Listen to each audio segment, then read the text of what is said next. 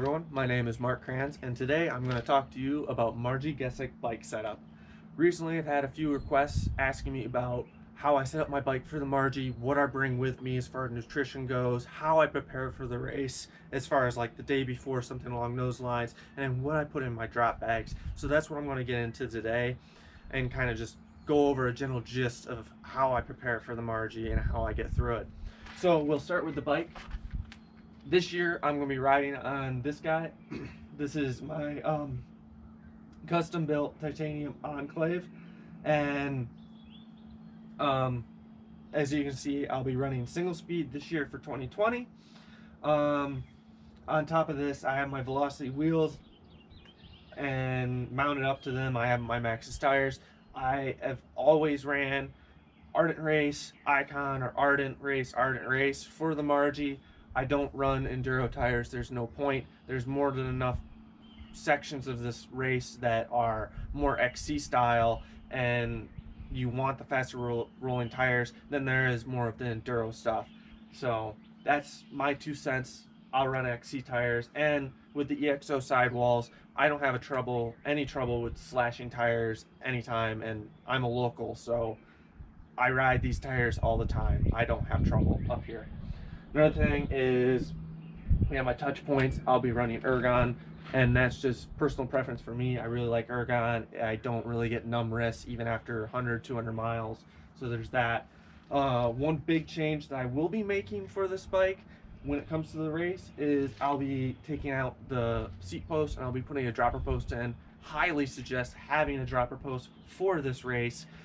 It's almost a necessity if you want to finish at a decent hour. I mean, I have buckled in the past on a hardtail without a dropper. It was not fun though. We'll just leave it at that. It was not fun. So we'll get into basically like a week out from the race. You want to start taking a lot of fluids. You want to start drinking a lot of water, Powerade, whatever you do. You just want to start drinking a lot about a week out. 2 days before the race, you want to carbo load or at least eat well that day. You don't want to skip a meal or anything, because 2 days out, that's the nutrition your body's actually going to be using for the race. Night before carbo loading really doesn't work too well. Your body doesn't actually, like, the nutrition from the day before, it doesn't get used in the body. It's still sitting in the gut too high up. Another thing is night before, you want to lube up your chain. So I used a Montec. I'll be using that the night before, and that way it gives it ample time to actually dry on the chain, or at least wear into the actual roller bearings themselves. Another thing you don't want to forget, chamois butter. You want to have that for the race.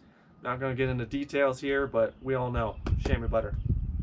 On top of that, as far as what I use, I have my Garmin 530, and this I'll put the map on whenever I actually need the map. Normally I don't run the Marji map just because I know the trails by heart, but so this guy, and I like this because it has like 53 hours of battery life. At least that's what I found out so far before I need to charge anything. Another thing is you're going to want to do is always remember your helmet.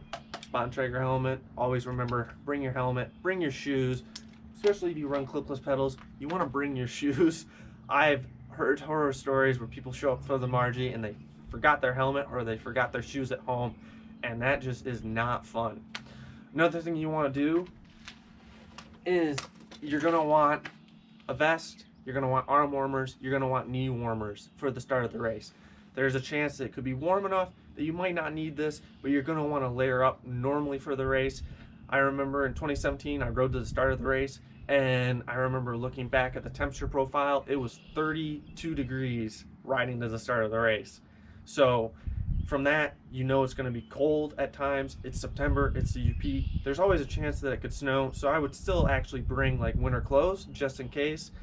Of course, look at the temperature profile, but always bring layers just in case. You never know how it's cold, and you always want to have something covering your knees unless it's above 60 degrees. On top of that, let's get into, I would say, like water bottles. If it's just a regular year, it's not super hot, I'll just run 2 water bottles here on the bike. I usually like having nothing on my back, and that's just because more weight you have on your back, the harder it is on your back, and that's another thing that can start hurting after 100 miles. If it is a hot year, I won't do what I did in 2017, which was run 3 bottles. That was a mistake. Instead, it's a hot year ever again, I'll be running a Camelback on my back, and then I'll just have 2 bottles. Getting into what I'll actually have on the bike itself as far as like bags go. I only have 2 bags on my bike. One will be the saddle bag, which will be right back here. That'll be attached, and I'll run a saddlebag even with a dropper. I'll use like a wolf tooth guy, that way it will save the actual seal on the dropper. But inside the saddlebag, I will have handy dandy spare tube. These are set up tubeless, but you never know when you're gonna pop a tire. And I'll also always have a spare tube in my drop bag just in case again. So I'll always have 2 spare tubes during the race if I need it. On top of this, I will have zip ties inside the saddlebag, and zip ties are just really useful. You can fix a lot of things on a bike with zip ties, and the more stuff you can fix on the bike is the more, well, I should say, the more you can fix, the easier it is for you to finish, because if you break something and you can fix it, you can still finish. If you break something and you don't have zip ties and you can't fix it, you can't finish. And the goal is to finish. On top of this, I'll also have like a spare quick link. I'll sometimes tape them to the front on my brake hoses, or I'll have it in the saddlebag itself. On top of this, I'll have my hand pump. And on this hand pump, I wrap electrical tape or duct tape around right here. And again, same thing with the zip ties. You can fix a lot of stuff with electrical tape, and that can get you to the finish of the race. So going on from there, I will have tire levers, 2 of them, easy to get tires off in case you do pop something. I'll also have bacon strips. For the fact that these are tubeless, I'd rather save the tubeless tires if I can with bacon strips than having to put a tube in, because that's like 2 to 3 minutes of time that I have to undo the tire, take it off, and put a tube in it. Another thing that I'll have is my handy dandy multi-tool. Again, this has pretty much everything you have on it. Well, everything on this you can use to fix something, like say your water bottle cage becomes loose, starts rattling around, or you crash and you twist your bars. You can loosen up the bolts and then you can tighten them again in case something happens. Another thing that I will have is my top tube bag. This guy's made by Bontrager, as a nice pouch here, and it also has these side pouches. So I like putting food in these side pouches. That way it's just easy to get to, and then of course I put food inside here. Normally what I do is I only ever have honey stinger chews, and I'll actually take them out of the package and I'll just dump these guys inside this pouch, and then this thing's just filled with like 4 or 5 bags of honey stinger chews. I really like these chews. For me, I actually don't need to eat anything while racing, I've learned, just because I get so many calories out of my bottles, and I'll get to that next. But I do like actually having like real food. So at aid stations, I'll stop and I'll have a PB&J, and I'll also eat these chews. And that's just because I've learned that my body really likes having like real food in me. That way it doesn't start getting hungry. And I've also learned that having like a PB&J, like real food, it's kind of like a morale booster, because it's a 100-mile race. It's 80% mental, 20% physical. So having like high spirits is going to get you to the finish. If your spirits are down, stop, have a PB&J. If you're at Nagani, make sure to get some waffles and bacon. Can't go a Marji race without having the beautiful huckleberry waffles. Just had to say that. Chris Holm is the man on that one. So we'll get into another thing. My water bottles. So this is what I'm gonna have in my water. This is Carb Rocket. This is gonna be a sponsor for this year, 2020, in Marji. So per bottle, one of the bottles you see behind me You get about 330 calories out of each bottle from this stuff, which is really nice. This is caffeinated, this is non-caffeinated. They also make a vegan version that I recently have tried. This stuff, like I said, I could go an entire race by just drinking this and drinking the water.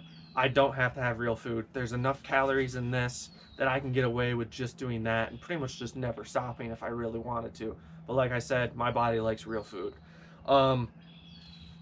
This stuff, highly suggested, really nice, gets me through the races. I've been using it for the past 5 years, and I haven't bonked recently in a race because of this stuff. 200 miles last year, never bonked because of this stuff. Another thing I like is I don't normally do gels, but I do like this Honey Stinger Gold, and mainly is because it's gold, it's honey. It's pretty much just straight honey with a little bit of additive to like increase the calorie load, stuff like that. But the reason why I like having honey with me and taking honey is because it soothes the throat, and it also clears like the dust and particles that get in the back of your throat, and it just makes it a little easier to breathe. Another thing that Carbo Rocket makes that I really like are these Rocket-like tablets, and these are made of peppermint. Basically, if I ever have an upset stomach while I'm racing or something along those lines, I'll take some of this because the peppermint helps soothe the stomach, and that way you don't feel like horrible while you're riding, and you can continue on. So going from there, the very last thing I'll have, and I'll usually have this somewhere at the finish line, is a crud cloth, or just basically it's a cloth that's wetted down. So I take this out of the package, it's already wet, and I can clean all the dust and stuff off me, and I can feel a little better at the finish line than just standing around with dust all over me and all the sweat, salt, and all that stuff. So that's one nice thing that I have at the finish line. But yeah, that's pretty much everything that I have on the bike or I take at the finish line. Like I said, in my drop bags, I'll have a spare tube. I'll also put a spare pedals in my drop bag, and that's just because I had bad luck at a race a while ago where I broke one of my pedals off, and I had to finish an entire race with just a spindle and one pedal. Broke it off 4 miles in, so that's just my like lucky thing is I put a pedal in, spare pedals, and then I'll also take some of my Honey Stinger and I'll put them in like plastic bags, leave them in there, and that's pretty much all I have. Sometimes I'll put like spare Honey Stinger in there, but past that, that's pretty much what I have in the drop bags. So we went over bike setup, what I have on the bike, tire pressures up to you. We all weigh differently, so that's something I'm not even going to get into. Everything past that, we went over the bike, we went over what I take in the morning, kind of how I start preparing a week out, what I carry with me. But yeah, hope you liked it in the video, and you can click on the link and follow that to some of the Marji pre-ride videos. See you next time.